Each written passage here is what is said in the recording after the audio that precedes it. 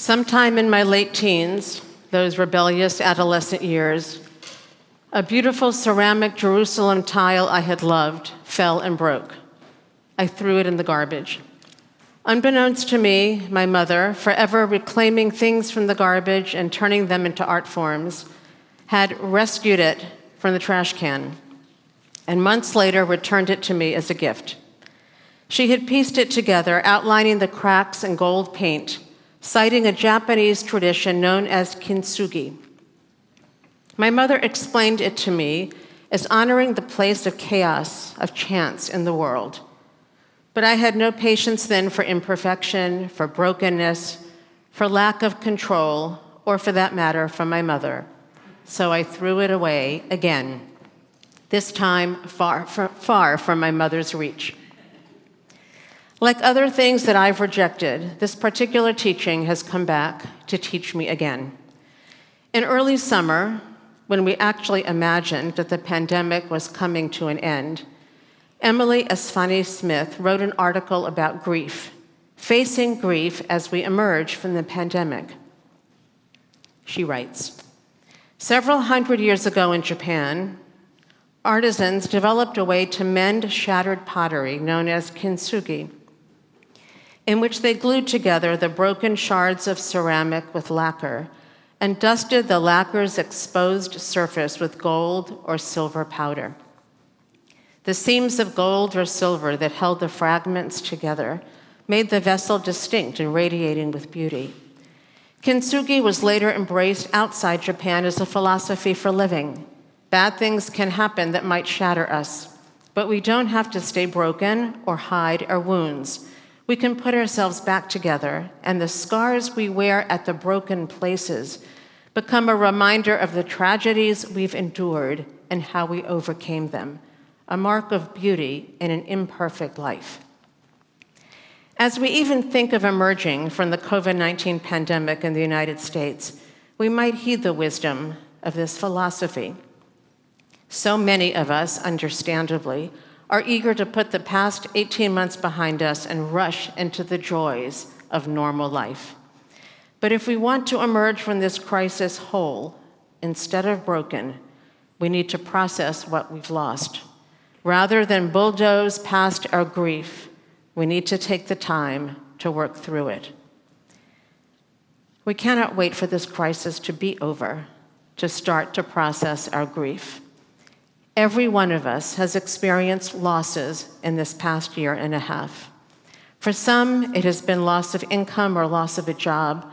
For others, loss of graduation ceremonies and celebrations, time with family and friends. Still others, loss of hope or health. And for many, the unspeakable loss of life, of loved ones close and far. People we have loved have died alone. We have mourned alone. We have returned from cemeteries, if we could even go in the first place, without the accompaniment of friends and food. And many of us have decided we're going to chin up and bear it and power on alone. We're going to be strong and go it alone. Like those powerful tall trees in the forest, redwoods, ash, cedars, aspens, and firs, the great survivors of so many years and so much trauma, surviving alone and strong and proud. Of course, that's how we see trees. It's how we have seen pretty much everything. That's how we learned about the world, the survival of the fittest. Darwin's theory of evolution by natural selection explained that the beautiful diversity of species emerged from competition and selection, that all living creatures were locked into a ceaseless contest for limited natural resources. New groundbreaking work in forestry and botany, echoing the ancient wisdom of indigenous experience and knowledge, has upended this view of trees and of the world. Evolution and survival, it turns out, don't depend only on selfishness and competition. In our forests, trees, different species of trees, depend on each other for survival. Trees don't stand alone. It turns out that they are super cooperators.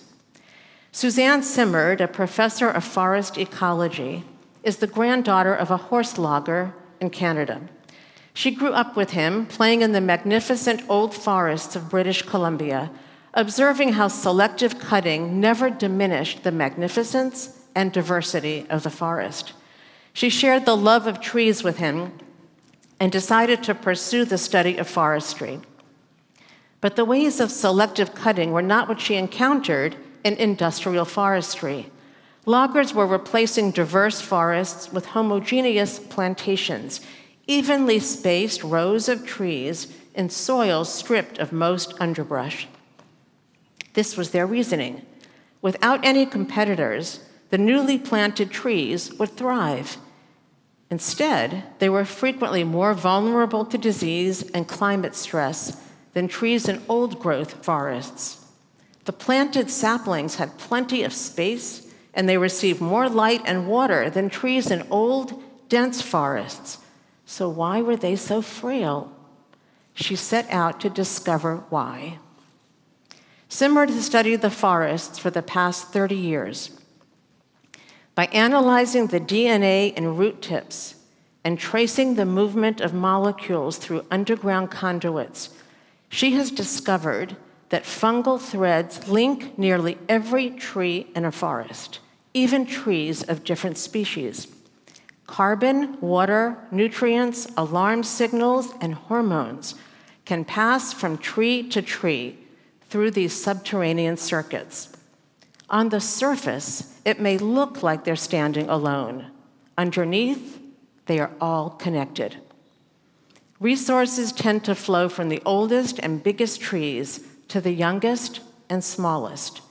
Chemical alarm signals generated by one tree prepare nearby trees for danger. Seedlings severed from the forest's underground lifelines are much more likely to die than their networked counterparts. And if a tree is on the brink of death, it sometimes bequeaths a substantial share of its carbon to its neighbors.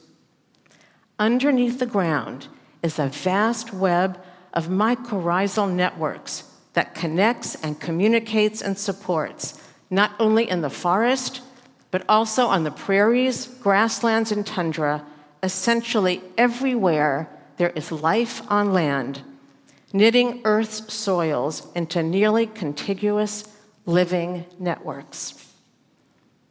18 months into this pandemic, shouldering incredible grief, many of us feel the need to be strong and go it alone.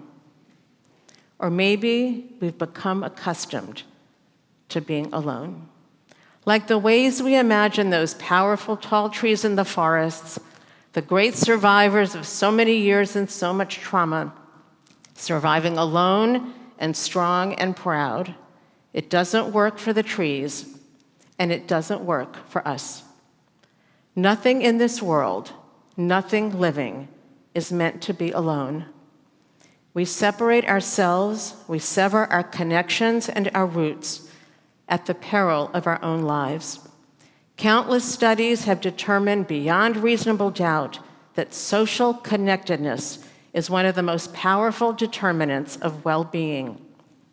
The baseline is the more involved we are with our community, the less likely we are to experience colds, heart attacks, strokes, cancer, depression, and premature death of all sorts. This is true for close family ties, for friendship networks, even affiliation with religious institutions. You didn't know joining a synagogue is good for your health. Just ask Hank.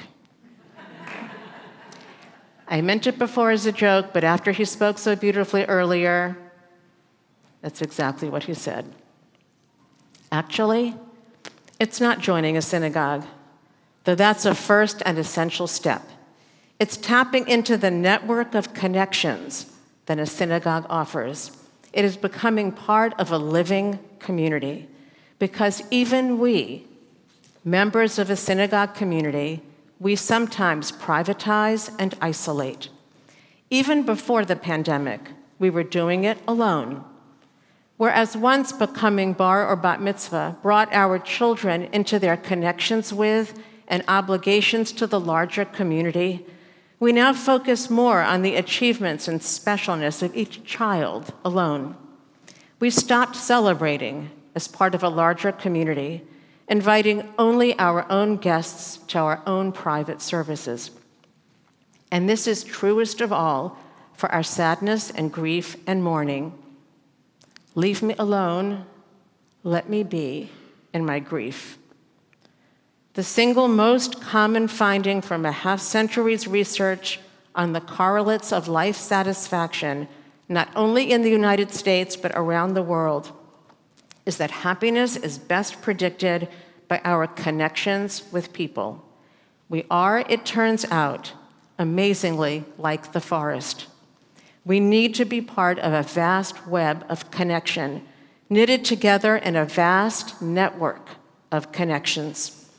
This network of connections is meant to sustain us and to support us, to cheer us on, to celebrate us, to comfort, and to console us.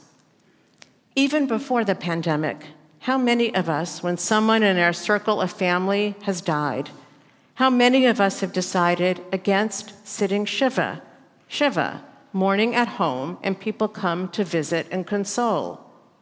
Why? This is what you tell me. Because you don't want to host a Shiva. Host a Shiva? 2,000 years ago, as Jewish practice was taking place under the early rabbis, Rabban Gamliel said, something is off here. The rich are buried in robes of silk, and the poor are buried in shrouds of linen. From now on, everyone will be buried in a shroud of linen. Food is brought to the rich in baskets of gold, and to the poor in wicker baskets. From now on, wicker baskets. None of us should have to host a Shiva. We can find a way to help. We can find a way to strengthen that network of connections so that we're not left to stand alone. But I don't want to sit Shiva. Why? This is what you tell me. Because no one will come. We have been so alone. These 18 months have been marked by fear. We fear being together. We fear touching and being touched.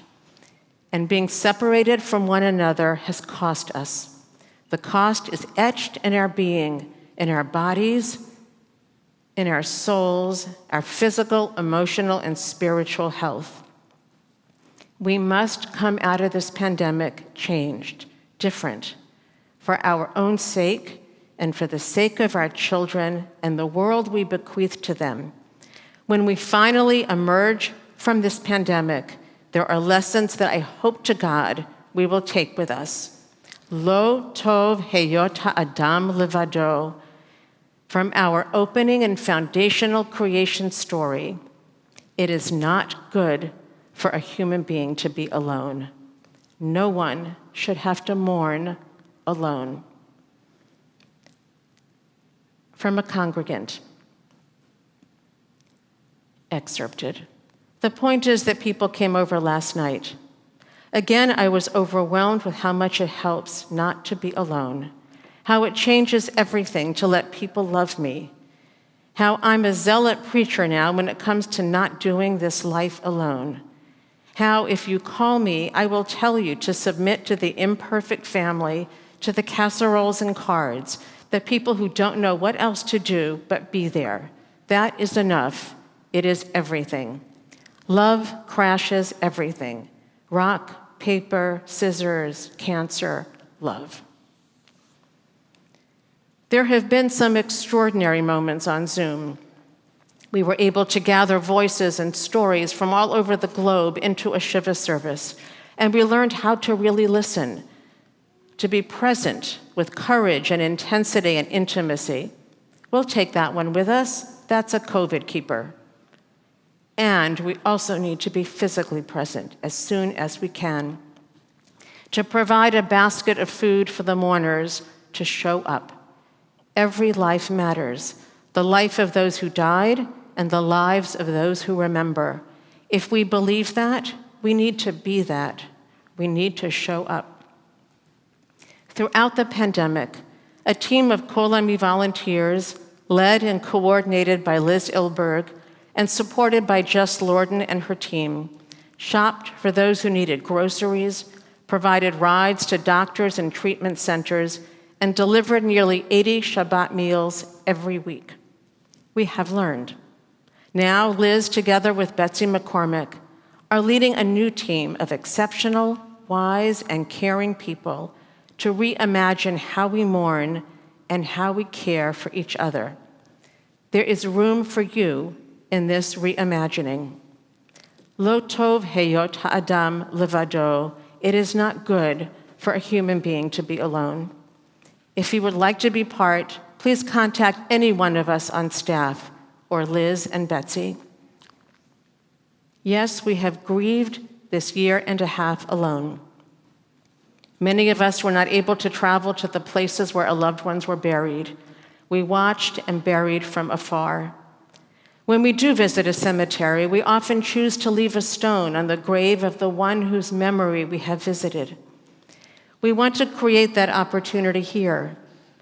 In the sanctuary gracing its sides are sculptures on which you can place a stone the week of a yahrzeit. But the need is greater now. It isn't just about a yahrzeit, one day, a year.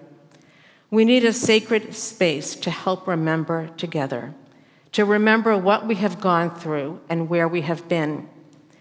A group of artists and visionaries will be creating a contemplative and sacred space outside the sanctuary on our beautiful grounds. In workshops that will resume at 1 o'clock today and continue after the second service, you will have the chance to create a rock garden, rocks painted with our hopes, our sorrows, our losses, what we have lost, whom we have lost, our gratitude, so that we will always remember together what we have been through. Yom Kippur every year challenges us with the ways we remember, and this Yom Kippur is like no other. If you didn't already register for a workshop, you are still invited to come and to wait for a space to open up. Jean, Pat, Stacy, Laurie, and Caroline will be there to help you. You may also sign up for a workshop being held this Sunday at 1 p.m. Weather permitting, there is outdoor space to work. Families are welcome. Someday soon, even while we're still in this pandemic, we will walk in that beautiful garden. We will see the rocks. We will name our losses and our hopes. We will be reminded that we are not alone and that we are connected. The Lord God planted a garden in Eden, and from the ground, God caused to grow every tree that was pleasing to the sight and good for food, with the tree of life in the middle of the garden. What was that tree of life? Wonder the rabbis. They wrote a midrash. The tree of life, it is a tree that spreads out over everything that is living, and all the waters of creation emerge and separate from beneath it to nourish and sustain all of life. All life is connected, and when we strengthen our connections to each other, we strengthen the life in us, and we connect ourselves to the source of all life. Written from the depth of a grieving soul, the prayer of the psalmist. God, please turn my mourning into dancing, so that my soul might sing to you, that my soul sing to you and it not be still. O God, my God, I will thank you, O Deka.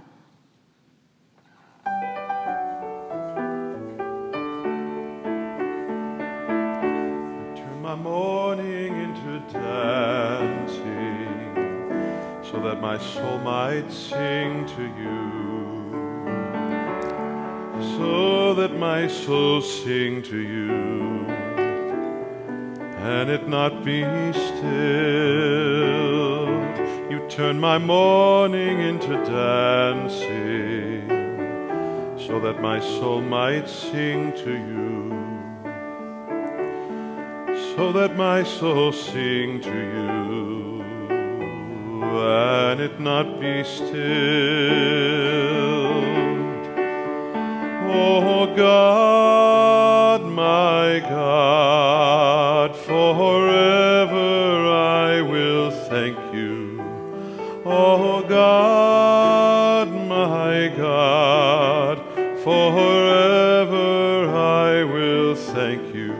O Decca. Now I sing praises to the Holy One, who lifts me up when I have fallen, and I cry to you to heal me, and you have answered all my prayers. Now I sing praises to the Holy One, who lifts me up when I have fallen, and I cry to you to heal me, and you have answered all my prayers. O God, my God, forever I will thank you. O God, my God, forever I will thank you. O Decca. I ask you to be gracious and hear me, Adonai. I call you to help me, and you supported me with joy. I ask you to be gracious and hear me, Adonai. I call you to help me, and you supported me with joy. O God, my God, forever I will thank you. O God, my God, forever I will thank you. O Decca. You turn my mourning into dancing, so that my soul might sing to you, so that my soul sing to you, and it not be still. You turn my mourning into dancing.